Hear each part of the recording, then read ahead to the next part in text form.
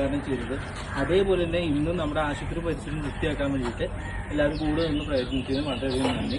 അതേപോലെ തന്നെ നമ്മൾ ഇപ്പോൾ ശ്രദ്ധിക്കേണ്ട കാര്യമാണ്, മഴക്കാലം തുടങ്ങുകയാണ്.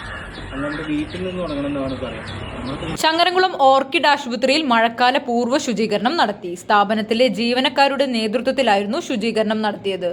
നമ്മളിപ്പോൾ GM പറഞ്ഞതുപോലെ നമ്മുടെ വീട്ടിൽ നിന്നാണ് ശുചീകരണ പ്രവർത്തനങ്ങൾ ആരംഭിക്കേണ്ടത്.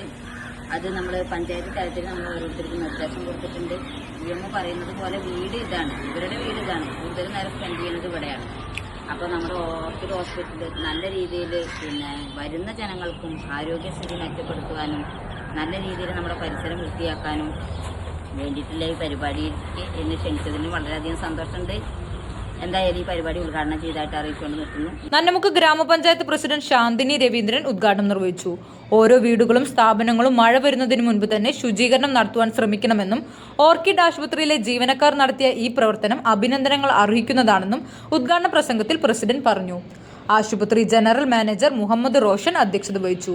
ഡയറക്ടർമാരായ അലി, ഖാലിദ്, നഴ്സിംഗ് സൂപ്രണ്ട് മേരി മാത്യു എന്നിവർ പരിപാടിക്ക് ആശംസകൾ നേർന്ന് സംസാരിച്ചു. മാർക്കറ്റിംഗ് മാനേജർ ആഷിഖ് നന്നമുക്ക് സ്വാഗതവും അസിസ്റ്റന്റ് ജനറൽ മാനേജർ സുബ്രഹ്മണ്യൻ നന്ദിയും പറഞ്ഞു. CNTV ചങ്ങരംകുളം.